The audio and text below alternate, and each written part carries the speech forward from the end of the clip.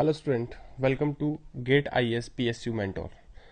तो आज हम डिस्कस करेंगे कुछ पीएसयूज के previous year question which include airport authority of India, DMRC, some of the question of the ISRO and few question of the OCES BARC और कुछ other PSUs like BEL Bharat electronics limited etcetera. Fine. तो देखो कैसे question आते हैं और आपको वहाँ पे क्वेश्चंस बहुत ज़्यादा होते हैं, टाइम ड्यूरेशन कम होता है, तो आपको जल्दी जल्दी without the help of calculator solve करना है क्वेश्चंस को। Fine. You see first question we have, if the ratio of concentration of electron to that of the hole in a semiconductor is 7/5 and the ratio of current is 7/4, then what is the ratio of their drift velocity?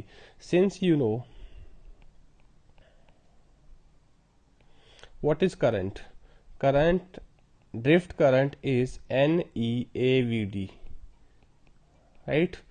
N is concentration, E is electronic charge, A is area, VD is the drift velocity. Fine. अब सी आपको किस किस का ratio दे रखा है, current का ratio दे रखा है और कंसंट्रेशन का रेशियो दे रखा है, आपसे ड्रिफ्ट वेलोसिटी का रेशियो पूछा है। तो आप डायरेक्टली क्या लिखे भी, for I e this will be n e A and drift velocity of electron. Fine.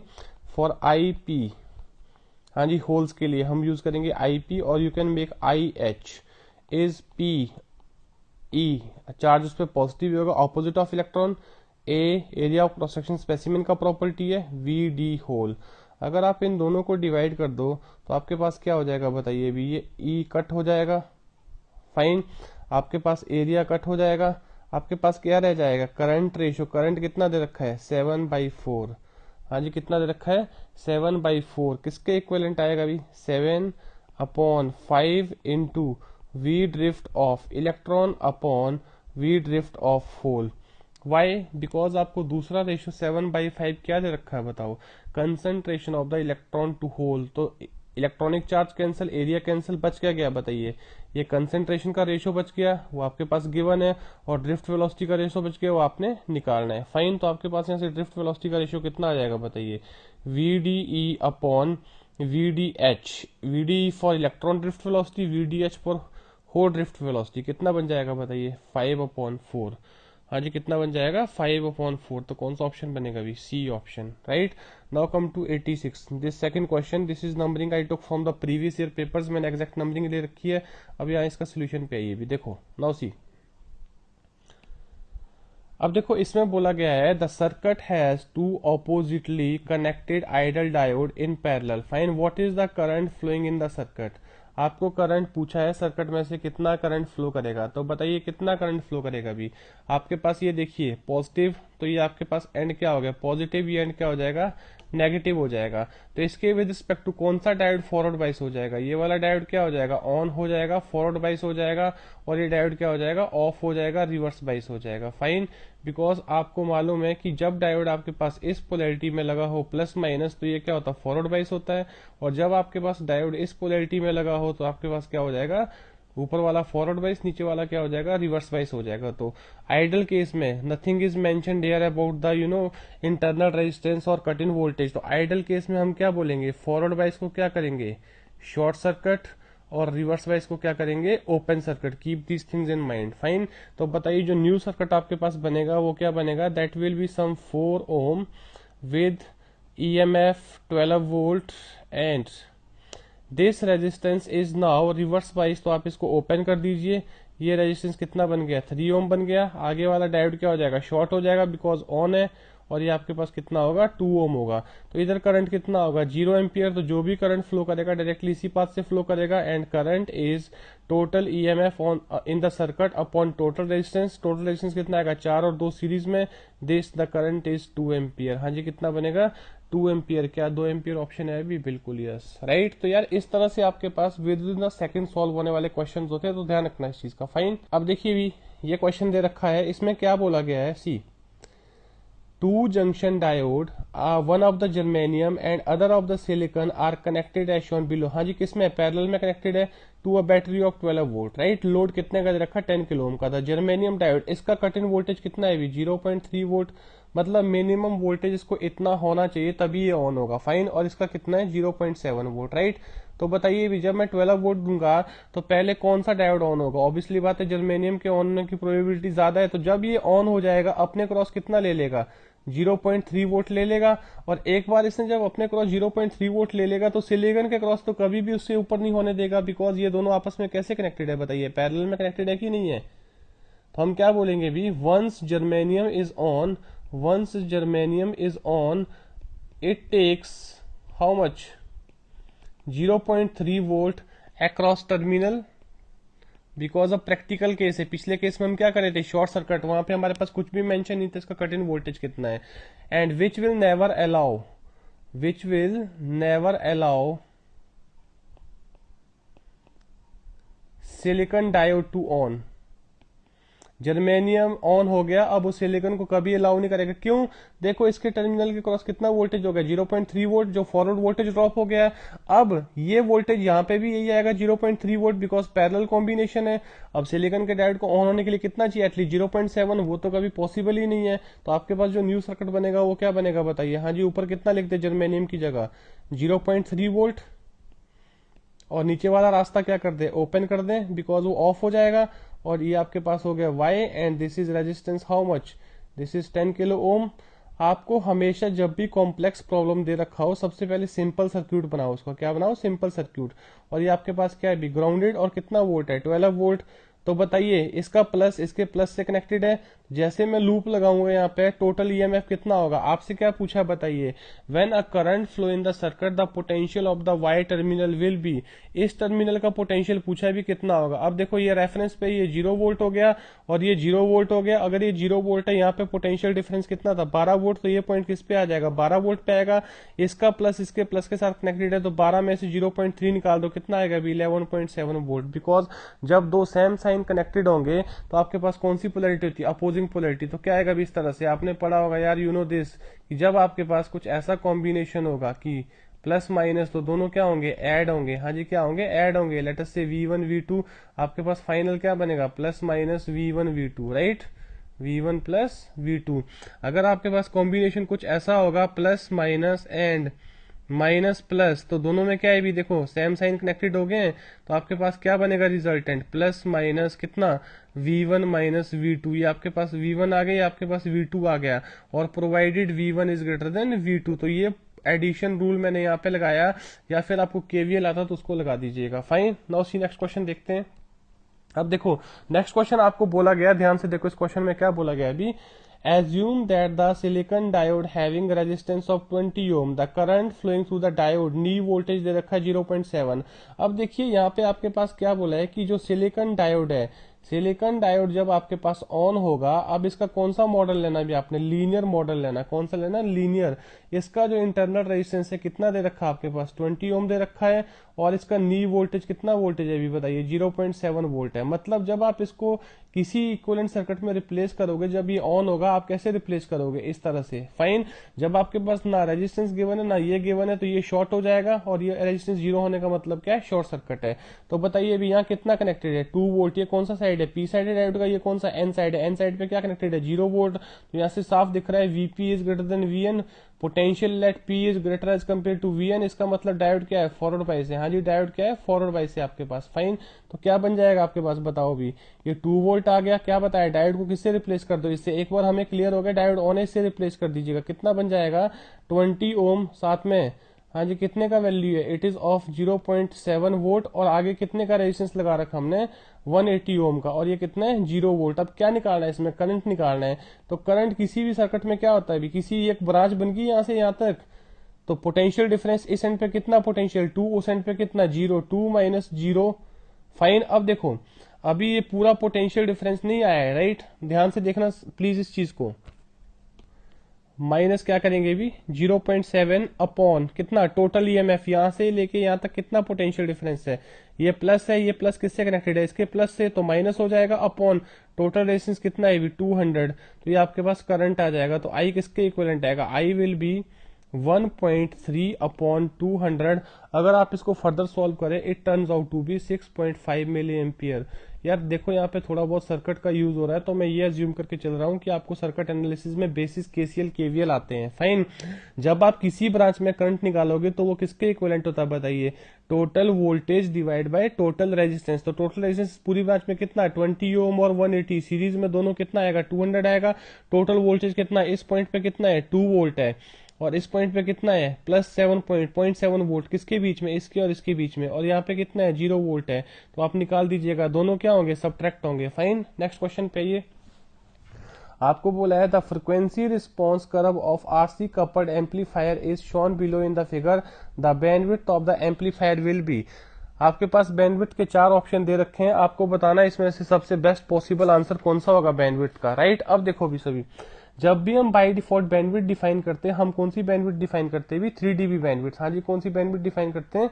3 dB bandwidth. Right, तो देखो ये वाला पॉइंट क्या हो गया? मैक्सिमम। ये आपके पास क्या है? देखो यहाँ पे ध्यान दीजिए, ये आपके पास क्या है भी? मैक्सिमम गेन है।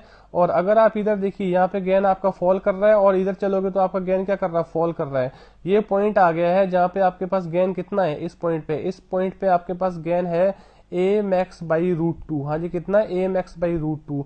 अगर आप इसका और इसका डिफरेंस निकालोगे, ये डिफरेंस कितना आता है? 3 dB। हाँ जी, कितना आता है? -3 dB। मतलब जो नीचे वाला पॉइंट है ऊपर वाले से -3 dB नीचे आता है, मतलब 3 dB नीचे को फॉल करता है डीबी स्केल पे जब हम गेन को देखोगे। फाइन, तो बाय डिफॉल्ट जब भी बैंडविड्थ पूछा जाएगा, आप कौन सा बैंडविड्थ आंसर देते हो? 3 dB बैंडविड्थ। हाँ जी, कौन सा देते हो? 3 dB बैंडविड्थ। फाइन, तो इसका आंसर अब क्या बनेगा यहाँ से बताइए? ऑब्वियसली बात है, 3 dB बैंडविड्थ क्या क्या होगा? इसके और इसके बीच का डिफरेंस होगा। हायर फ्रिक्वेंसी, हायर फ्रिक्वेंसी कौन सी होगी? F4। लोअर फ्रिक्वेंसी कौन सी हो जाएगी? F1। डिफरेंस कितना आ जाएगा? F4 minus F1। कौन सी बैंडविड्थ है भी? F3 dB bandwidth. राइट, तो यार इस चीज को हमेशा ध्यान रखना। देखो अब यहाँ से अगर गेन नीचे फॉल करेगा, ये लीजिए गेन कुछ ऐसे फॉल कर रहा है। राइट, अब देखो यहाँ के बाद गेन क्या कर रहा है? रोल ऑफ कर रहा है। रोल ऑफ होने का मतलब है जैसे फ्रिक्वेंसी इंक्रीज कर रहे हैं, आपका गेन क्या हो रहा है? फॉल हो रहा है। कितने अमाउंट से? लार्ज अमाउंट से। तो मतलब ये जो फ्रिक्वेंसीज होंगी ये सारी क्या होंगी? डिस्टॉर्शन होंगी। ये फ्रिक्वेंसी हम ऑलमोस्ट क्या करेंगे? डिस्टॉर्शन करेंगे। बट अगर हम F1 से F4 तक देखें तो गेन आपका ऑलमोस्ट कांस्टेंट रह रहा है। F2 से F3 तो वो एग्जैक्टली कांस्टेंट है, बट अगर आप F3 से F4 देखोगे तो ज्यादा वेरिएशन नहीं है। समझ आ रही बात? बिल्कुल शार्प वेरिएशन नहीं है, हम इसको ट्रीट कर सकते हैं एज अ कांस्टेंट। और बाय डिफॉल्ट जब भी बैंडविड्थ पूछा जाएगा, हमने कौन सा बैंडविड्थ देना है? 3 dB बैंडविड्थ।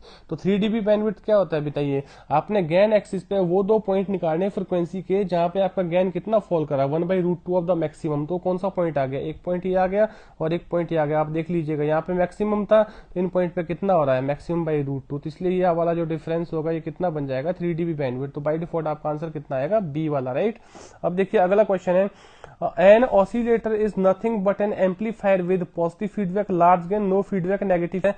देखो जब आप एम्पलीफायर और ऑसिलेटर की बात करते हैं, oscillator always consist of the positive feedback. Right, अगर आप उसी सिस्टम में नेगेटिव फीडबैक दोगे और वो आपके पास क्या बन जाएगा? एम्पलीफायर। अगर आप उस नेगेटिव फीडबैक को पॉजिटिव कर दोगे, it will start behaving as a oscillator. Fine, और ऑसिलेटर अगर हम इंटेंडेड पर्पज से बना रहे हैं तो वो आपका स्टेबल है। अगर आप क्या है, बाय डिफॉल्ट आप बनाना एम्पलीफायर चाह रहे थे बट गलती से आपको ऑसिलेटर बन गया, तो आप उसको क्या बोलोगे? Unstable design. तो क्या आंसर आएगा इसका? Positive feedback. इस चीज को फिक्स रखो दिमाग में, जब भी आपको ऑसिलेटर बनाना है, आपको कोई फ्रिक्वेंसी जनरेट करना है ऑफ कांस्टेंट एम्पलीट्यूड, आपको एक तरह से अनडैम्प्ड ऑसिलेशन जनरेट करना है, तो आप कौन सा फीडबैक दोगे किसी भी सिस्टम में, किसी भी एम्पलीफायर में? Positive feedback. राइट, अगला क्वेश्चन है 38, minority carrier in a P type semiconductor are. आपने ईडीसी में पढ़ा होगा, सेमीकंडक्टर हमारे पास कितने टाइप के होते हैं बताइए भी?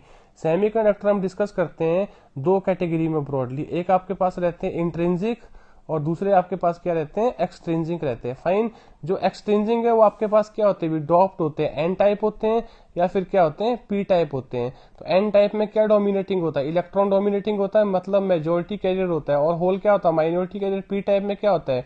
जो आपका होल होता है ये क्या होता है? मेजोरिटी कैरियर होता है, और इलेक्ट्रॉन क्या होता है? Minority carrier. आपको बोला minority carrier in the P type semiconductor, तो आंसर क्या बनेगा? Free electron. हाँ जी, कौन सा इलेक्ट्रॉन बनेगा? फ्री इलेक्ट्रॉन और the bound electron. Fine, now see the next question. आपको बोला है the cause of the potential barrier in a PN diode is. हाँ जी, क्या बोला है? Cause of the potential barrier in the PN diode is first depletion of positive charge near the junction, second is concentration of positive charge near the junction, third is depletion of negative charge near the junction, देखो ये तीनों जब होते हैं तभी आपके पास क्या बनेगा, पोटेंशियल बैरियर बनता है। बट ये किसकी वजह से हैपन होता है, D is the concentration of positive and negative charge near the junction, D is the right answer. Fine, usually किसकी वजह से बनता है, जब आपके पास एक सेमीकंडक्टर है इस तरह से, ये आपके पास पी है, ये आपके पास क्या है, एन है, तो यहाँ पे किसका कंसंट्रेशन ज्यादा है, होल का कंसंट्रेशन ज्यादा है, यहाँ किसका है, इलेक्ट्रॉन का।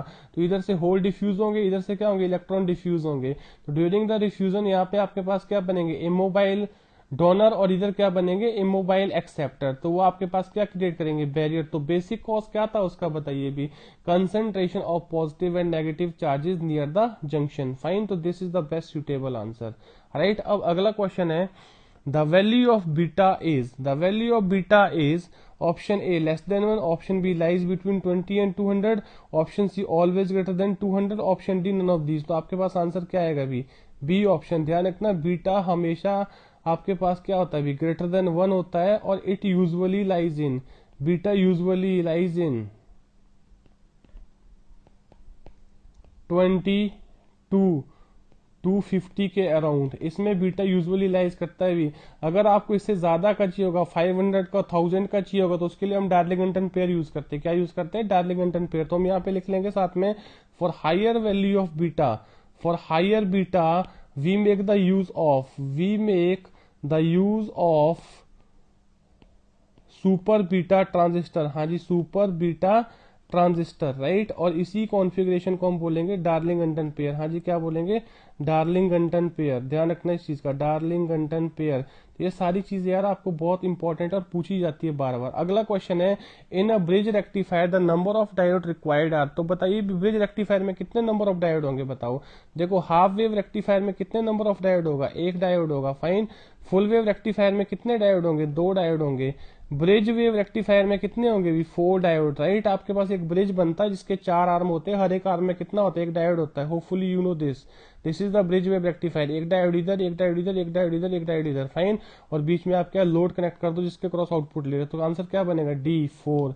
होपफुली क्लियर है चीज सभी को। नाउ अगला क्वेश्चन है, देखो, when a NPN transistor is used as a amplifier then what will happen. Option A दे रखा है आपको, electron move from collector to emitter, option B electron move from emitter to collector, option C electron move from collector to base, option D hole move from emitter to collector. देखो, सबसे पहली चीज मैं आपको क्लियर कर दूं, जो आपके पास बीजेटी है ये हमारे पास कितने मोड में काम करता है भी, एक एक्टिव मोड में काम करता है, राइट। और दूसरा कौन से मोड में काम करता है, सैचुरेशन मोड में काम करता है, कट ऑफ मोड में काम करता है, और चौथा आप हम बोल सकते हो इनवर्स एक्टिव। हाँ जी, क्या बोलेंगे, इनवर्स एक्टिव। फाइन, अब देखिए, जब आपने इसको एज ए एम्पलीफायर यूज करना है तो कौन से मोड में ऑपरेट करते हैं, एक्टिव मोड में। हाँ जी, कौन से मोड में ऑपरेट करते हैं, एक्टिव मोड में। फाइन, अब आपको बोला एनपीएन, एनपीएन की अगर बात हो रही है तो ये आपके पास क्या एन है, this is your P, this is your N. Fine, तो ये आपके पास एमीटर बन गया, ये आपके पास क्या बन गया, कलेक्टर बन गया। फाइन, अब देखो, एनपीएन के लिए जो बेस एमीटर जंक्शन है ये क्या होना चाहिए, फॉरवर्ड बाइस। फॉरवर्ड बाइस किस कंडीशन में होगा भी, जब यहाँ पे नेगेटिव होगा, यहाँ क्या होगा, पॉजिटिव होगा। और दूसरे वाला आपका क्या होना चाहिए, रिवर्स बाइस। रिवर्स बाइस कब होगा, जब यहाँ पे क्या होगा, पॉजिटिव होगा। कैन आई राइट दिस, तो ये हम ले लेते हैं वीईई और वीवीबी, और हम ले लेते हैं वीसीसी, राइट। यहाँ से अब आपको बोला है कि when NPN transistor used as an amplifier then, इन चार में से कौन सा ऑप्शन। एक चीज तो मुझे क्लियर है कि जब वो एक्टिव मोड में होगा तभी एम्पलीफायर काम करेगा, और एक्टिव मोड का मतलब क्या है भी, एमीटर बेस्ड जंक्शन क्या होगा, फॉरवर्ड वाइस होगा, और कलेक्टर बेस्ड जंक्शन क्या होगा, रिवर्स वाइस होगा। ये आपका क्या, एक्टिव बेस्ड। जब आपके पास ये कॉन्फ़िगरेशन होगी जंक्शन की तो आपका बीजेटी एज एन एम्पलीफायर काम करेगा। फाइन, अब देखो भी, जब आपके पास ये प्लस है, ये अगर आप इसको भूल जाए, यहां से आगे वाले सेक्शन को भूल जाओ, डायोड बन रहा है एक तरह से। जब डायोड बन रहा है तो यहां से इधर क्या जाएंगे, इलेक्ट्रॉन। हाँ जी, क्या जाएंगे, इलेक्ट्रॉन। और इधर से इधर क्या आएंगे, होल आएंगे। अगर यहां से इधर इलेक्ट्रॉन जा रही है, ये ट्रांसपोर्ट प्रोवाइड करेगा बेस के थ्रू, और कहां पे कलेक्ट होंगे, कलेक्टर पे। हाँ जी, कहां कलेक्टर होंगे, कलेक्टर पे। और कौन अट्रैक्ट करेगा, इसका पॉजिटिव लीड। इस तरह से आपके पास क्या है भी, सर्किट कंप्लीट हो जाएगा पूरे लीड का। तो बताओ, जब ये फॉरवर्ड एक्टिव मोड में था, कहां से कहां इलेक्ट्रॉन मूव कर रहे भी, एमीटर टू कलेक्टर या कलेक्टर टू एमीटर। तो आंसर क्या बनेगा भी आपके पास, बताइए, बी वाला बनेगा बेस्ट पॉसिबल आंसर, क्यों नहीं बनेगा यार। होपफुली क्लियर है चीज। नाउ सी, अगर वो आपको पूछते हैं यहाँ पे बीजेटी और NPN transistor is working in the inverse active mode, तो आपके पास क्या आता है कलेक्टर टू एमीटर, बिकॉज जब आपका इनवर्स एक्टिव होगा तो आपका ये वाला क्या होगा फॉरवर्ड बाइस होगा, ये वाला क्या होगा रिवर्स बाइस। तो प्रोसेस जो यहाँ से स्टार्ट हो रहा है अब कहां से स्टार्ट होगा, यहाँ से स्टार्ट होगा। बट उसने मुझे बोला है कि when NPN transistor is used as an amplifier, मैंने आपको बताया बीजेटी के 4 मोड है, active, saturation, cut off, inverse active. अगर मुझे उसको एज ए एम्पलीफायर यूज करना, हम कौन सा मोड यूज करेंगे, एक्टिव मोड यूज करेंगे। और एक्टिव मोड का कैसे पता चलता है, उसकी कॉन्फ़िगरेशन क्या होती है, एमीटर बेस जंक्शन क्या है फॉरवर्ड बाइस है, कलेक्टर बेस जंक्शन क्या है रिवर्स बाइस है। एमीटर बेस जंक्शन फॉरवर्ड बाइस का मतलब क्या है, जो पी होगा वो प्लस से कनेक्टेड होगा, एन किस से होगा माइनस से होगा, राइट। तो उस केस में आप देख रहे हो कि एमीटर से बेस की तरफ क्या ट्रांसपोर्ट हुआ, इलेक्ट्रॉन ट्रांसपोर्ट हुआ, तो बेस ने ट्रांसपोर्टेशन प्रोवाइड किया और फाइनली कलेक्टेड कहां होंगे कलेक्टर पे। तो ऑप्शन क्या बनेगा बेस्ट आंसर बी, क्या बनेगा बी। अगला क्वेश्चन देखो, अगला क्वेश्चन दे रखा है, अगर हम नीचे वाले क्वेश्चन पे पहले आते हैं, in common emitter amplifier IC upon IE is equal to 0.98, find the current gain will be. क्या बोला आपको, current gain will be, right.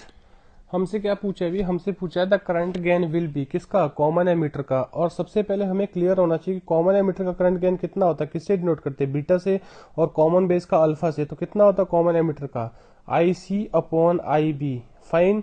तो हम इसको क्या लिखेंगे, बीटा किसके इक्विवेलेंट आएगा, अल्फा अपॉन 1 माइनस अल्फा, ये रिलेशन होता है। और अल्फा आपके पास क्या होता है भी, current gain of what, current gain of what, common base. और किसके इक्विवेलेंट होता है ये, IC अपॉन IB। तो कितना है भी यहाँ पे दे रखा है 0.98 दे रखा आपके पास। तो बताइए ये किसका करंट गेन है, ये आपके पास है current gain of what, current gain of common ammeter, right. तो इस वैल्यू को इधर सब्स्टिट्यूट करिए, कितना आएगा बीटा का वैल्यू यहाँ से, तो इसको रखने पे जो बीटा का वैल्यू आएगा that will B 0.98 upon 0.02, you can write 0.98 upon 0.02, तो दिस विल बी 49, फाइन। इस चीज का ध्यान रखना। और पीछे भी मैंने देखो यहाँ पे बताया आपको साथ में, बीटा का वैल्यू यूजुअली कहाँ से कहाँ रेंज करता है 22 to 50, ये मैंने एक टिपिकल रेंज बताया। तो बताओ यहाँ पे कितना आ रहा, 49 वैल्यू आ रहा है, क्या उस रेंज में लाई कर रहा है कि नहीं कर रहा है, यस। तो यार बीटा का वैल्यू हमेशा 1 से बहुत ज्यादा होता है, फाइन। अब आइए ऊपर वाले क्वेश्चन पे, आपको बोला है the difference in the variation of resistance with temperature in metal and semiconductor arise essentially due to the differences in crystal structure, no.